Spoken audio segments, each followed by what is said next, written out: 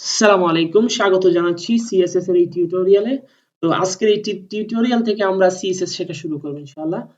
তো প্রথমেই আমি একটা ফোল্ডার তৈরি করব। ফোল্ডার নাম শুধু সিএসএস দিচ্ছি, আমি বেশি কিছু না, সিএসএস দিলাম। তো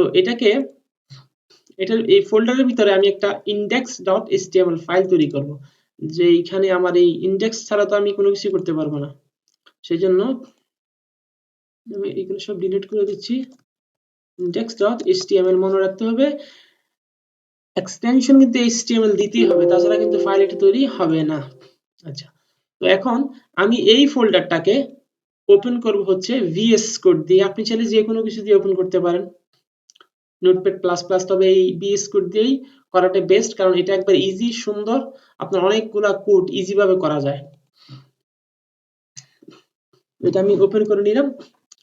এখন আমার এইখানে একটা প্রথমেই আমাকে index.html এর যে বেসিক স্ট্রাকচার সেটাকে আমার তৈরি করতে হবে। সেজন্য আমি আশ্চর্যবোধক চিহ্নটা দিয়ে এন্টার করব। এন্টার করলে আমার এটা হয়ে যাবে। তো আমি এখানে টাইটেলে আমি প্রথমে দিয়ে দিচ্ছি CSS learning, CSS learning save করলাম। এটাকে আমি open with live server open করব, একটু সময় নিচ্ছে। এই যে আমার এখানে টাইটেলটা কিন্তু চলে আসছে CSS লার্নিং। তো এখানে আপাতত কোনো কিছু নাই। তো আমরা প্রথমে CSS শেখার জন্য আমরা প্রথমে হেডিং ট্যাগ নেব। H1 এখানে দেখব, আমরা একটা ট্যাগ নিলাম, এখানে লিখব CSS স্টাইল। আমরা আরেকটা নিব, সেটা দিব CSS নন স্টাইল। দুইটা সেভ করলাম, একটা আসছে CSS স্টাইল, একটা CSS নন স্টাইল। এখন যেটাতে CSS স্টাইল আমরা সেটাতে স্টাইল করব। এটা যদি আমরা স্টাইল করতে যাই, প্রথমে আমার এখানে লিখতে হবে স্টাইল। স্টাইল স্টাইল দেওয়ার পর তারপরে লিখতে হবে আমি কি করব, আমি চাচ্ছি এটা কালার পরিবর্তন করতে। সেজন্য লিখতে হবে কালার, তারপরে কোলন, কোলন দিয়ে একটা প্রপার্টি একটা ভ্যালু, এটা হচ্ছে প্রপার্টি এবং একটা ভ্যালু দিতে হবে। একটা প্রপার্টি একটা ভ্যালু এইভাবেই লিখতে হবে। এখানে দেখেন সাজেস্ট করেছে প্রপার্টি ভ্যালু এক্সপেক্টেড, এখানে বলেই দিচ্ছে আমাকে। সেই জন্য আমি কালার দিলাম রেড, কালারটা দিলাম রেড, সেভ করলাম। রেড এখানে চলে আসছে। এটা হচ্ছে ইনলাইন সিএসএস। সিএসএস তিন ভাবে করা যায়, একটা ইনলাইন সিএসএস, একটা হচ্ছে ইন্টারনাল সিএসএস, আর একটা হচ্ছে এক্সটার্নাল সিএসএস। যেটা প্রত্যেকটা ট্যাগের মধ্যে করা হয় এটা হচ্ছে ইনলাইন সিএসএস। এটা কিন্তু রেকমেন্ডেড না, 100 এর মধ্যে একটা এরকম করা হয়, মূলত বেশি করা হয় না। যদি কোনো কারণবশত করা হয়, কিন্তু এটা করা উচিত না।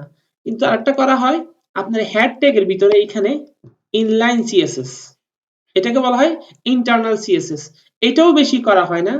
আর একটা হচ্ছে এক্সটার্নাল সিএসএস, যেটার জন্য একটা ফাইল আমরা তৈরি করব আলাদা করে, ওই ফাইলে স্টাইলের যাবতীয় যত কাজ আছে প্রত্যেকটা কাজ আমরা ওই ফাইলটাতে করব। তো ওইটা হচ্ছে রেকমেন্ডেড, ওইটা হচ্ছে সবচেয়ে সুন্দর গোছানো একটা সিস্টেম। তো আমরা প্রত্যেকটাই দেখব। এখন আমি এটা দিলাম।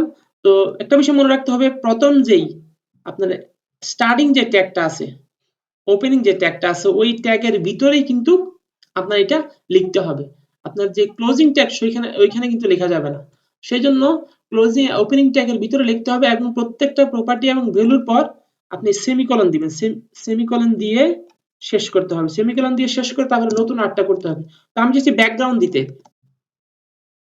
ব্যাকগ্রাউন্ড দুইটা যখন শব্দ হবে তখন মাঝখানে হাইফেন দিবেন, হাইফেন দিয়ে তারপরে লিখতে হবে